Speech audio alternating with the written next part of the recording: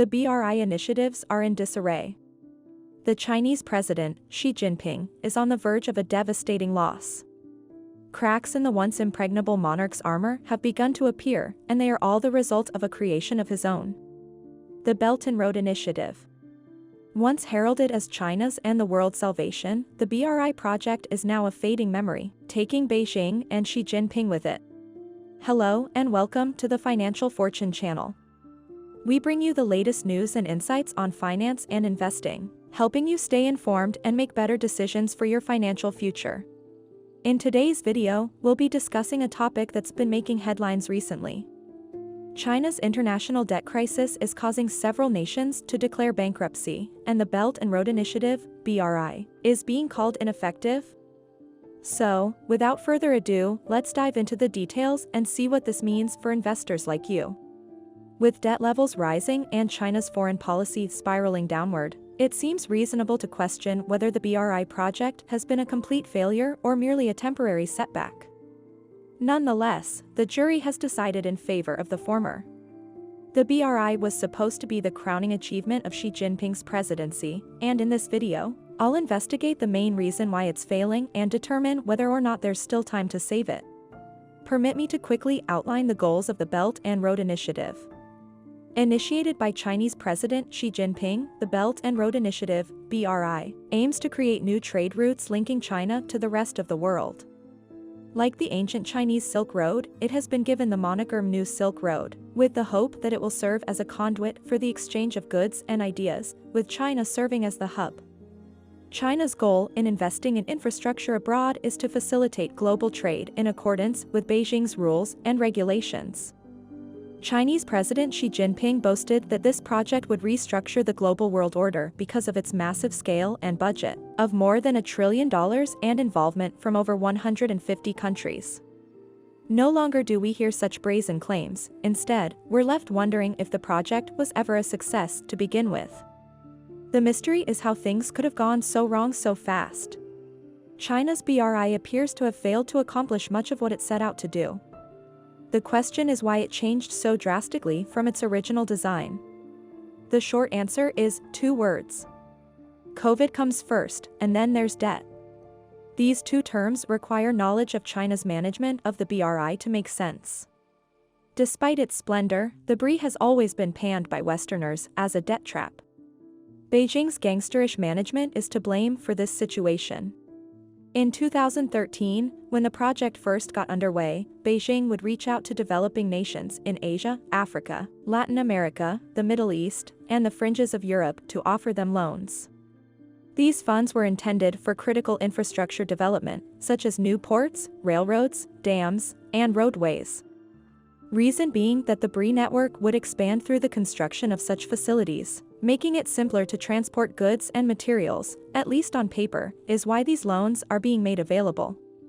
Chinese state-owned banks would arrange financing, and Chinese contractors would carry out construction and oversee ongoing maintenance. That was a prerequisite for getting the loan. Tenders for the initial stages of construction were almost exclusively awarded to Chinese suppliers and contractors. Chinese funding, in contrast to Western loans, is not discriminatory and does not come with the same stringent requirements. The Chinese extended lenient loan terms in exchange for exorbitant interest rates designed to return their pound of flesh. If the host country failed to pay, the Chinese would simply seize the project and bring it under Chinese ownership, revealing the true gangster side of Beijing. Because of the countries China sought to acquire, this would give China significant assets outside of its borders. Keep in mind that China had no trouble finding customers among the developing countries of different continents. Beijing's influence and leverage over the nations that participated increased significantly as a result. Since its inception, China has loaned over $1 trillion to more than 150 different countries. Wow, that's a really big deal. In terms of total official debt, China is now far and away the largest debtor. But as Uncle Ben and Spider-Man both warned, with great power comes great responsibility, or in this case, many difficulties. China's loan-granting program was founded on the country's reputation for not being overly cautious or restrictive. This allowed them to quickly gain support from a larger number of countries, but it also allowed for very little control over how those countries' aid dollars were actually spent. What do you get when you cross corrupt government officials in a third world country with unchecked financial resources in the billions? Correct, you now have corruption.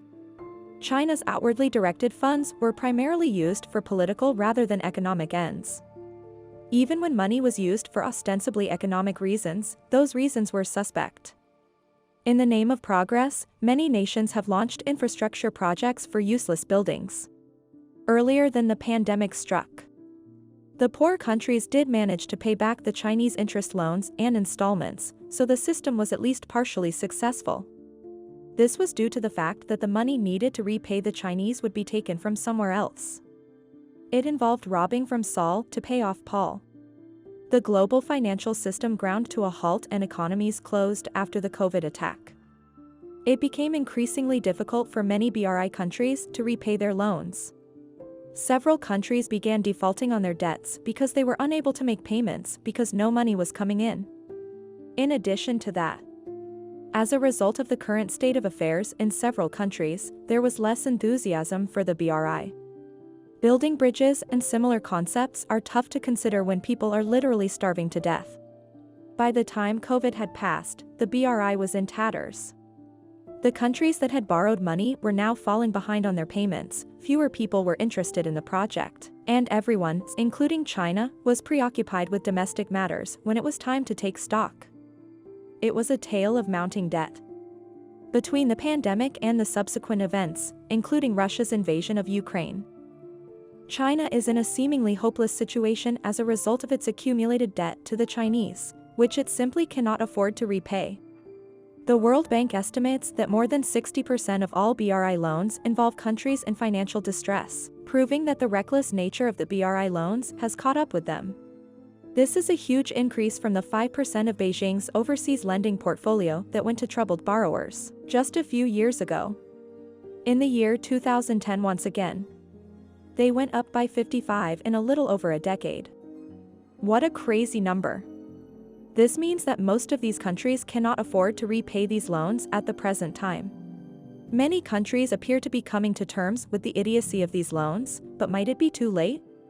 China is aware of its precarious situation and has attempted to combat this disaster as best as its policies will allow.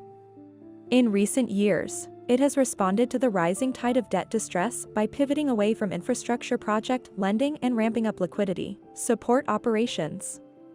The vast majority of its emergency rescue loans, about 80%, were disbursed in the years 2016 to 2021, proving this. Beijing has been unwilling to accept the reality of the situation up to this point. Since the BRI is Xi Jinping's pet project, it's understandable that the president would be reluctant to admit defeat. Chinese officials have been putting pressure on banks to avoid talking about bad loans, and the effect can be seen at this level as well. The BRI project's operations have nearly ground to a halt. Several of the BRI's partner countries have already vowed to never again accept Chinese loans if the BRI gets into serious financial trouble and is unable to repay its debts. And lastly, we have a rigid and adamant China that is still investing in the BRI while trying to do damage control. As with all things global and economic, only time will truly tell if China's Belt and Road Initiative was successful or not. However, BRI isn't the only way the CCP has tried to expand its sway in neighboring countries to Myanmar. China has backed the new military regime in an effort to expand its sway in the country. Thank you for watching this video on the Financial Fortune channel. We hope you found the information and insights shared helpful in understanding the current state of China's international debt crisis and the impact of the Belt and Road Initiative. As always, it's important to stay informed and make informed decisions about your investments. If you have any questions or comments, please feel free to leave them below. Don't forget to subscribe to our channel to stay updated with the latest news and insights on finance and investing. And if you enjoyed this video, please like and share it with your friends and family. Until next time, this is the Financial Fortune channel, signing off.